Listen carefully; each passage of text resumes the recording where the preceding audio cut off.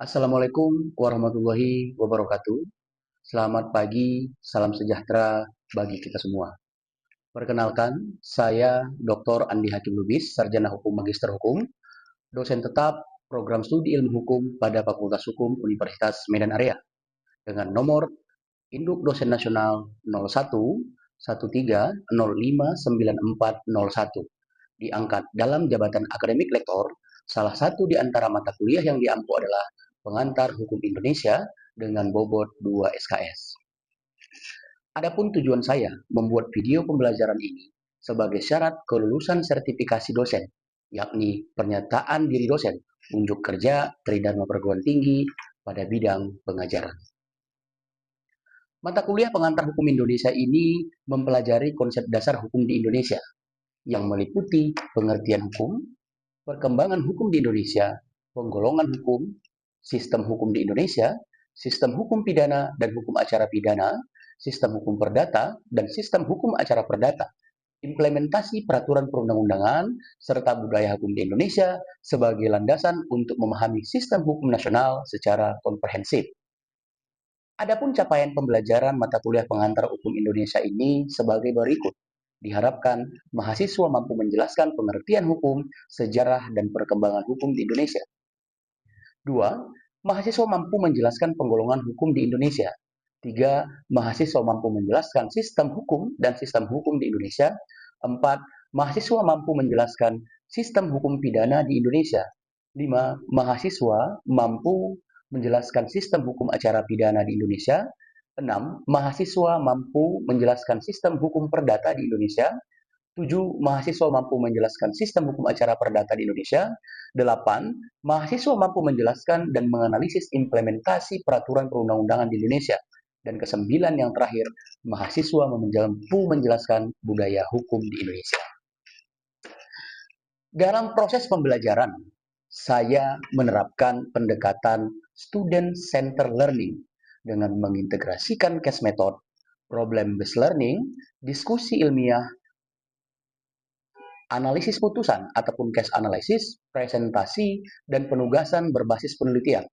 Melalui pendekatan tersebut, mahasiswa didorong untuk mengembangkan kemampuan berpikir kritis, ya, argumentasi hukum, penalaran hukum secara yuridis, serta kemampuan menyelesaikan persoalan hukum secara komprehensif berdasarkan teori, peraturan perundang-undangan, dan putusan pengadilan. Proses pembelajaran ini tentunya didukung oleh sumber referensi terbaru dan hasil-hasil riset bereputasi. Di antaranya buku dari Hairul Huda dengan judul Sistem Hukum di Indonesia, kemudian Teguh Prasetyo dengan judul Pengantar Sistem Hukum di Indonesia, ada juga R. Abdul Jamali, judul Pengantar Hukum Indonesia, selanjutnya Topo Santoso, judul Asas-Asas Hukum Pidana di Indonesia, Andi Hamzah dengan judul Asas-Asas Hukum Pidana, Edi Oshiarich dan Topo Santoso, Anotasi KUHP Nasional dan KUHAP Nasional, dan lain sebagainya. Selanjutnya, dalam melakukan penilaian, saya menggunakan dan mengikuti ketentuan yang berlaku di Universitas Medan Area, yakni untuk kehadiran memiliki bobot 10%, partisipasi bobot 50%, UTS 15%, dan UAS bobot 25%. Kehadiran ini dinilai berdasarkan ketepatan absensi kehadiran mahasiswa. Untuk partisipasi dinilai dari keaktifan diri mahasiswa dalam mengikuti proses pembelajaran, diskusi, tugas makalah, dan presentasi kelompok. Selanjutnya untuk UTS dinilai berdasarkan hasil jawaban ujian tengah semester. Dan yang terakhir, untuk penilaian ujian akhir semester dinilai dari hasil lembar ujian akhir semester mahasiswa. Pada akhirnya, saya setelah ini akan menampilkan proses pembelajaran di dalam kelas. Selamat menyaksikan. Terima kasih. Assalamualaikum warahmatullahi wabarakatuh. Selamat pagi dan salam sejahtera bagi kita semua. Assalamualaikum warahmatullahi wabarakatuh. Selamat pagi, salam sejahtera bagi kita semua. Adik-adik yang saya banggakan, pada hari ini kita kembali masuk pada materi pertemuan ke-6 ya untuk mata kuliah Pengantar Hukum Indonesia dengan topik hukum acara pidana ya.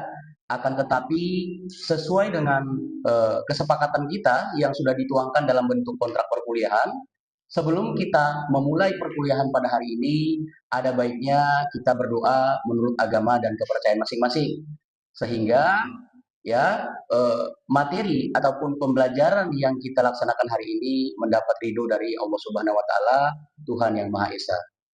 Ya, untuk doanya langsung saya pimpin, berdoa dimulai.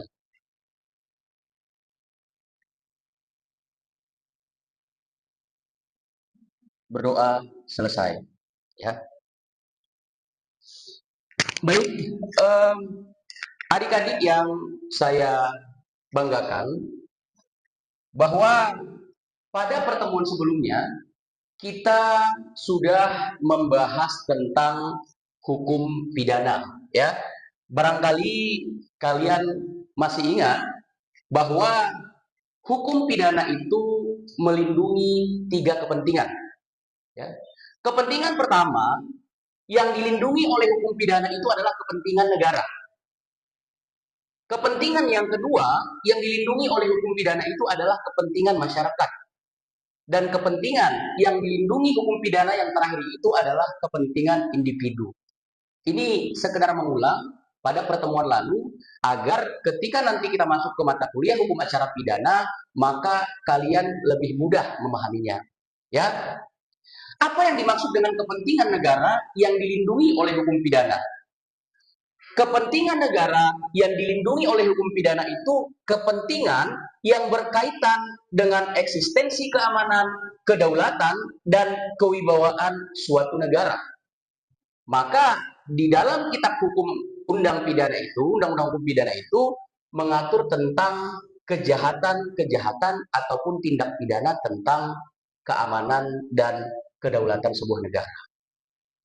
Ya, maka nanti kalau kalian baca misalnya diatur tentang tindak pidana contohnya itu terhadap keamanan negara, di sana juga ada tentang tindak pidana korupsi dan penyalahgunaan jabatan yang berkaitan dengan keuangan negara. Di sana juga ada tentang tindak pidana terhadap kewenangan penyelenggaraan negara. Inilah yang diatur oleh kepentingan negara yang dilindungi oleh hukum pidana.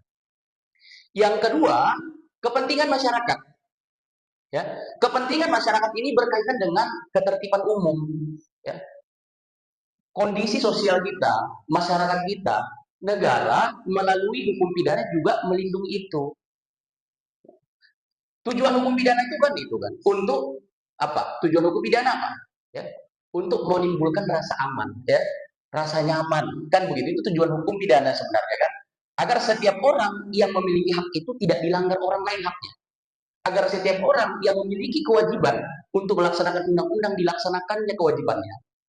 Ya, itu kepentingan masyarakat. Salah satu contohnya terkait dengan tindak pidana terhadap ketertiban umum. Ya. Kemudian tindak pidana kekerasan dan penganiayaan, dan yang terakhir itu tentang tindak pidana yang menimbulkan keresahan dan gangguan keamanan. Artinya, semua kepentingan ini berkaitan dengan ketertiban umum dan ketentraman masyarakat. Ya. Dan yang ketiga, apa nih yang dilindungi hukum pidana? Itulah dia kepentingan individu, kepentingan saya, kepentingan kalian. Negara juga melegitimasi sebagai perlindungan terhadap manusia, terhadap hak asasi manusia. Salah satu contohnya apa? Tindak pidana terhadap jiwa dan raga. Ya, contohnya misalnya pembunuhan, kekerasan, penganiayaan. Itu kan yang dirugikan adalah individu. Melalui legitimasi kitab hukum pidana, maka inilah menjadi salah satu objek kepentingan yang dilindungi oleh hukum pidana. Ya, ini sekedar mengulang pada pertemuan materi minggu lalu. Ya. Lantas, apa hukum acara pidana yang akan kita pelajari pada pertemuan ini? Ya, hukum acara pidana secara sederhana itu adalah hukum, ya, yang mengatur bagaimana cara menegakkan hukum pidana material ataupun hukum pidana yang saya sampaikan tadi. Ketika ada orang yang kehilangan kepentingannya akibat perbuatan orang lain melanggar undang-undang hukum pidana, maka hukum acara pidana lah, ya, aturan yang mengatur untuk menegakkan hukum pidana materialnya tadi. Contohnya, tadi saya sampaikan, kepentingan yang dilindungi oleh hukum pidana itu adalah salah satunya kepentingan individu. Contohnya kejahatan terhadap jiwa dan raga. Ada orang ya sebagai korban, korban pembunuhan, korban penganiayaan, kejahatan tentang kemanusiaan. Ya, ketika dia melakukan perbuatan, kemudian ketika perbuatan dia melanggar undang-undang, ya, maka untuk menegakkan, ya, untuk melakukan penegakan hukum terhadap perbuatan dia itu, hukum acara pidana inilah yang mengaturnya. Ya, jadi hukum pidana tadi berisi tentang perbuatan yang mengatur perbuatannya apa yang dilarang dan apa yang diperintahkan undang-undang. Ketika perbuatan itu dilanggar, ketika perbuatan itu tidak dilakukan, dalam rangka menegakkan itu, hukum acara pidana inilah yang menjadi indikator prosedur dalam penegakan hukumnya. Ya, sudah apa ya? Sudah paham sekilas ya? Jadi hukum acara pidana, perlindungan terhadap ketiga kepentingan yang disampaikan tadi ya, kepentingan negara, kepentingan masyarakat, dan kepentingan apa? Individu, ya, itu tidak akan terwujud tanpa adanya ketentuan hukum acara pidana yang menjadi sarana untuk menegakkannya. Ini gambar anotasi KUHP ini ya. Ya. Jadi fungsi hukum acara pidana apa? Fungsi hukum acara pidana adalah menjamin bahwa penegakan hukum dilakukan secara sah dan adil, menghormati hak asasi manusia, serta memberikan kepastian hukum bagi semua pihak, bagi korban, bagi pelaku, bagi aparat penegak hukum dalam rangka penegakan hukum. Ya, itulah secara sederhana pengertian dari hukum acara pidana. Jadi kalau hukum pidana itu adalah hukum yang mengatur perbuatan apa yang boleh ataupun yang diperintahkan, ya, berisi ancaman pidana kalau tidak kita ikutin ataupun dilanggar, hukum acara pidana itu dalam rangka menegakkan hukum pidana material, pidana yang saya sampaikan tadi, diperlukan hukum acara pidana dalam proses penegakan hukumnya. Ya, itu secara sederhana yang harus kalian pahami. Lantas muncul pertanyaan, setelah kalian memahami kepentingan yang dilindungi oleh hukum pidana, setelah kalian pahami pengertian hukum acara pidana dalam proses penegakan hukum, dari mana memulai proses penegakan hukum itu? Kan itu kan pertanyaan awal, kan begitu kan? Dari mana proses memulainya? Jadi adik-adik, yang harus kalian pahami adalah, ya, inilah mekanisme penegakan hukum pidana yang diatur di dalam Kitab Undang Hukum Acara Pidana. Ya, proses penegakan hukum acara pidana dimulai dari kegiatan penyelidikan, lalu kegiatan penyidikan, kemudian penuntutan, kemudian ada pemeriksaan pengadilan, dan yang terakhir itu adalah pelaksanaan putusan pengadilan. Saya pikir kalian ini sudah lebih dari setahun atau bahkan hampir 2 tahun sudah masuk di Fakultas Hukum. Kan begitu. Sekarang pertanyaan saya, dalam tingkat penyelidikan, di manakah proses ini dilakukan? Di mana? Di tingkat apa proses penyelidikan? Benar, ya. Kegiatan penyelidikan itu dilakukan di tingkat kepolisian, ya. Ya, tidak tertutup juga kegiatan penyelidikan itu diambil alih oleh lembaga-lembaga lain. Misalnya ada Komisi Pemberantasan Korupsi, ada juga Kejaksaan, ya, Kejaksaan Negeri, Kejaksaan atau Kejaksaan Agung, ya. Apa yang dimaksud dengan penyelidikan? Ya, penyelidikan itu adalah tahap awal, ya. Makanya saya sampaikan proses hukum acara pidana itu dimulai dari penyelidikan. Penyelidikan itu tahap awal. Apa yang dikejar dari penyelidikan? Yang dikejar dari penyelidikan itu adalah apakah benar peristiwa itu merupakan peristiwa pidana, apakah perbuatan itu merupakan tindak pidana atau tidak. Itulah pengertian penyelidikan secara normatif yuridis. Jadi kalau ada orang yang merasa diambil haknya, ya, secara melawan hukum oleh orang lain, lalu yang bersangkutan membuat laporan ke kepolisian, maka yang pertama kali dilakukan oleh kepolisian rangkaian tindakannya itu adalah melakukan penyelidikan, dikejar dulu, ya. Ya, seperti itu penyelidikan. Bagaimana proses penyelidikan ini? Proses penyelidikan itu dilakukan dengan beberapa macam teknik. Teknik yang pertama dilakukan dengan cara olah TKP. Barangkali pernah kalian dengar kan ada olah TKP, kemudian ada pemeriksaan surat, ada wawancara, ya. Kemudian ada anggota perbayi, ada observasi, ya. Ada yang model penyamaran. Itu juga salah satu teknik dalam kegiatan penyelidikan. Siapa yang diselidiki? Yang pertama orang, benar. Yang kedua benda. Yang ketiga peristiwa. Yang keempat surat. Inilah yang merupakan rangkaian teknik dan proses dari kegiatan penyelidikan. Hasil dari penyelidikan itu biasanya dituangkan dalam bentuk LHP oleh penyelidik. LHP itu laporan hasil penyelidikan. Laporan hasil penyelidikan inilah yang menjadi dasar untuk dilakukannya gelar perkara. Apakah untuk menentukan peristiwa itu tindak pidana atau tidak.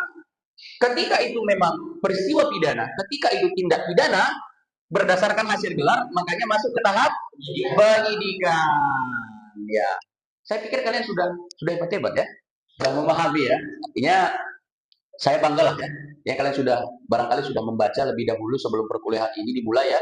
Jadi inilah dia kegiatan tahap penyidikan. Apa yang dimaksud dengan tahap penyidikan? Di mana tahap penyidikan itu dilakukan? Siapa yang bisa? Di mana tahap penyidikan itu? Iya, benar. Tahapan penyidikan itu juga dilakukan di tingkat kepolisian. Yang dikejar di dalam tahap penyidikan itu apa? Barang bukti, benar. Yang dikejar itu barang bukti dan menemukan siapa tersangkanya. Ya. Jadi kalau penyelidikan yang dikejar itu adalah peristiwa atau bukan tindak pidana atau tindak pidana. Kalau dia penyidikan yang dikejar itu adalah barang bukti dan harus kita temukan siapa tersangkanya. Ya. Seperti itulah kira-kira secara sederhananya terkait dengan proses penyidikan. Ya.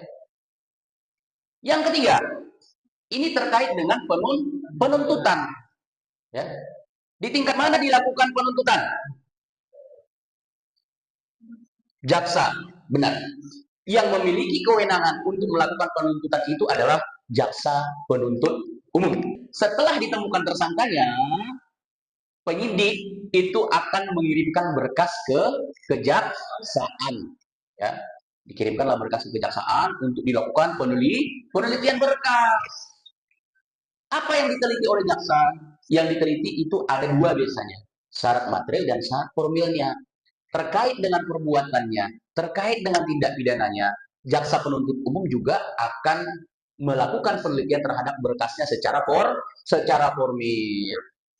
Ketika jaksa penuntut umum mengatakan ada syarat-syarat yang kurang, maka jaksa penuntut umum akan mengembalikan berkas kepada siapa? Polisi ataupun penyidik untuk dilengkapi. Ya. Ketika jaksa penuntut umum menganggap berkasnya sudah lengkap, lantas apa yang dilakukan? Maka akan masuk ke dalam proses penuntutan. Dilimpahkanlah berkas ini dari kepolisian ke kejaksaan, dilimpahkanlah tersangkanya. Namanya itu tahap 2.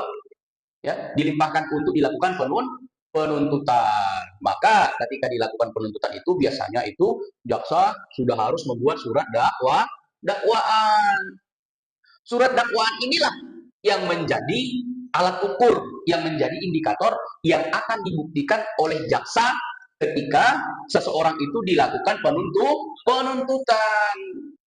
Di tahap mana dilakukan penuntutan? Di dalam pemeriksaan persidangan.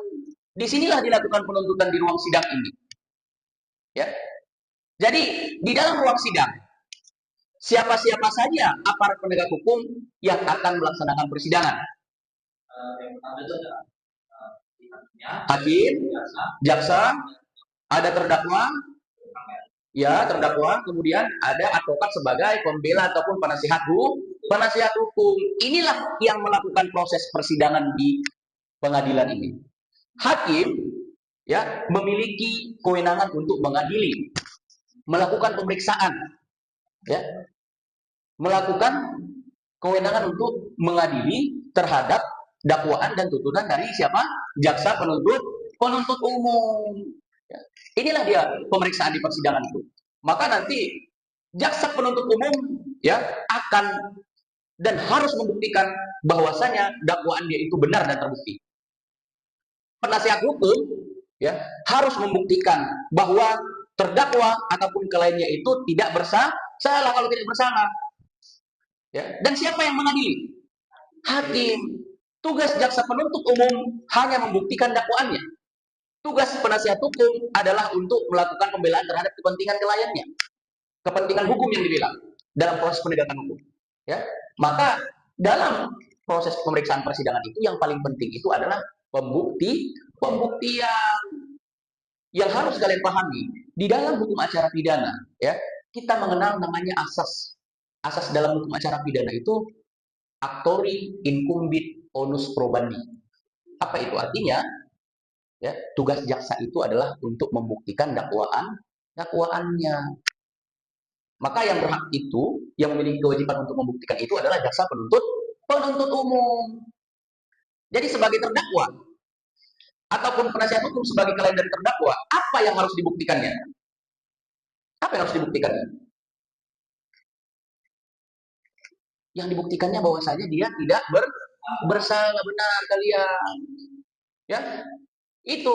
Maka sekarang hukum acara pidana kita itu sudah hukum acara pidana nasional yang baru berdasarkan Undang-Undang Nomor 20 Tahun 2025, ya. Maka salah satu asas dalam hukum acara pidana kita yang baru itu adalah adversarial. Apa itu adversarial? Bahwasanya pembuktian itu tidak hanya dibebankan kepada jaksa penuntut umum, tapi seimbang. Penasihat hukum ya sebagai penasihat hukum terdakwa juga harus membuktikan bahwasanya dia tidak bersalah. Tugas mereka membuktikan. Lantas yang memutus terakhir itu adalah hakim. Itulah hakim lah. Ya, maka hakim itu harus memutus irah-irahnya demi keadilan berdasarkan ketuhanan yang Maha Esa. Ya, itulah dalam tahap pemeriksaan persidangan. Yang terakhir, pelaksanaan putusan pengadilan. Ketika seseorang itu sudah dikatakan sebagai terpidana ataupun diputus oleh hakim bersalah, maka langkah selanjutnya harus dieksekusi. Siapa yang memiliki kewenangan untuk mengeksekusi? Ya, setelah diputus adalah jaksa penuntut umum. Ya, jadi setelah itu dikirimlah dia ke lembaga pemasyarakatan untuk dibina oleh lembaga pemasyarakatan. Ya, itulah yang menjadi secara garis-garis besar proses penegakan hukum acara pidana, ya, seperti itu. Ya. Sampai di sini ada pertanyaan? Silakan, ada yang bertanya? Oke, silakan. Izin bertanya, Pak. Nah, terus gimana kalau si terdakwa yang sudah diputus oleh pengadilan tersebut tidak terima terhadap putusan pengadilannya? Ini pertanyaan yang bagus. Ya, berarti tadi kita masuk ke dalam proses pemeriksaan di pengadilan. Lantas, ketika seorang terdakwa ya telah diputus oleh hakim bersalah, apa upaya yang bisa dilakukan oleh terdakwa ketika dia tidak terima dengan putusan hakim yang memutus dia bersalah? Kan begitu kan? Maka berdasarkan kitab undang hukum acara pidana kita mengenal istilah dengan upaya hukum. Ya, upaya hukum itu adalah upaya terdakwa ya untuk mengoreksi putusan dari pengadilan sebelumnya berdasarkan bukti-bukti yang dianggap dia itu putusan itu tidak memihak kepada keadilan yang diperolehnya. Ya. Maka diberikan upaya hukum. Upaya hukum itu ada dua. Yang pertama upaya hukum biasa dan yang kedua itu adalah upaya hukum luar biasa. Upaya hukum biasa itu adalah upaya yang dilakukan oleh terdakwa ya untuk mengoreksi kembali ya, untuk menguji kembali apakah benar putusan dari pengadilan negeri yang mengatakan dia tadi bersalah memang seperti itu prosedurnya, seperti itu prosesnya, memang terbukti atau tidak. Ya, itu upaya hukum. Maka ketika dia ya diputus oleh hakim bersalah dan dipidana, upaya hukum yang dilakukan dia itu adalah upaya hukum biasa dengan mengajukan upaya banding ke pengadilan tinggi. Di sanalah diuji Di sanalah diperiksa ulang proses pembuktiannya. Apakah memang benar dia itu dinyatakan bersalah berdasarkan alat-alat bukti yang sah. Ya, itu upaya hukumnya. Ketika upaya hukum biasa di tingkat pengadilan tinggi ternyata hakim pengadilan tinggi juga mengatakan dia benar terbukti bersalah, maka upaya hukum kedua yang dilakukan dia itu adalah upaya hukum kasasi. Ya, untuk mohon diperiksa kembali perkara ini ke Mahkamah Agung. Terdapat dua perbedaan antara upaya hukum di tingkat pengadilan tinggi dan di tingkat kasasi. Apa bedanya? Di pengadilan tinggi, ya, yang dikoreksi itu, yang diuji itu adalah judeks fakti namanya. Ya, bukti. Judeks fakti. Maka hakim pengadilan tinggi memeriksa kembali bukti-buktinya. Berbeda ketika upaya hukum ini diarahkan ke tingkat kasasi. Kalau di tingkat kasasi, upaya hukumnya itu adalah terkait dengan penerapan hukumnya, tidak lagi terkait dengan bukti-buktinya. Apakah benar hukum itu diterapkan atau tidak diterapkan sebagaimana mestinya? Apakah memang ada prosedur yang tidak dilaksanakan? Berbeda dengan judeks fakti yang masih menguji bukti. Itu upaya hukum biasa. Upaya hukum luar biasa itu melalui peninjauan kembali. Peninjauan kembali itu dilakukan di mana? Di Mahkamah Agung. Ya. Jadi peninjauan kembali itu ada 3 syarat untuk seseorang itu boleh melakukan upaya peninjauan kembali. Yang pertama, bahwa benar ada novum. Novum itu alat bukti baru, keadaan baru yang ditemukan kemudian ketika seandainya ya bukti ini terbukti ataupun bukti ini terbuka di ruang sidang, mungkin terpidana itu ya bisa lebih ringan, bisa bebas ataupun bisa lepas.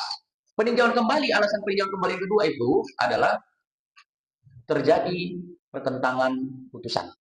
Dan yang ketiga, ya, di kemudian salah satu hakim ataupun majelis yang mengadili perkara dia itu ya diduga melakukan perbuatan pidana, ya. Itulah rangkaian proses dari hukum acara pidana terkait dengan upaya hukum ketika seorang terdakwa itu merasa tidak terima putusan yang diberikan terhadap dia itu tidak adil, ya, maka dia melakukan upaya hukum kembali luar biasa dan biasa, ya. Jadi barangkali seperti itulah kira-kira ya rangkaian proses sederhana terkait dengan hukum acara pidana, ya, mulai dari kegiatan penyelidikan, kemudian penyidikan, kemudian penuntutan, pemeriksaan di persidangan dan dilakukannya eksekusi ke lembaga pemasyarakatan untuk dilakukan pembinaan, ya. Jadi ketika berbicara tentang hukum acara pidana, inilah yang harus kalian pegang teguh sebagai standar prosedur penegakan hukum pidananya, ya. Sudah cukup jelas? Jelas ya? Sudah cukup jelas? Sudah bisa dipahami? Ya, saya harapkan nanti kalian sudah bisa menjelaskan ini. Ya, barangkali kalau tidak ada lagi yang ingin bertanya, ya, karena waktu juga sudah menunjukkan perkuliahan kita sudah akan berakhir, maka ya untuk mempersingkat waktu, ya barangkali akan kita tutup perkuliahan ini. Kan seperti itu ya? Ya. Baik, adik-adik, ya, dengan selesainya perkuliahan kita pada pertemuan ke-6 terkait dengan hukum acara pidana sebagai topik pertemuan kali ini, mudah-mudahan kalian dapat mengambil ya ilmu ya ataupun materi yang saya sampaikan tadi sehingga pendalaman terkait dengan hukum acara pidana ini di minggu depan kita akan masuk kepada proses ataupun tahapan selanjutnya ya. Barangkali kalau tidak ada lagi yang ingin kita diskusikan, yang ingin kita sampaikan, sekian dari saya. Billahi taufiq wal hidayah. Assalamualaikum warahmatullahi wabarakatuh. Selamat pagi dan salam sejahtera bagi kita semua.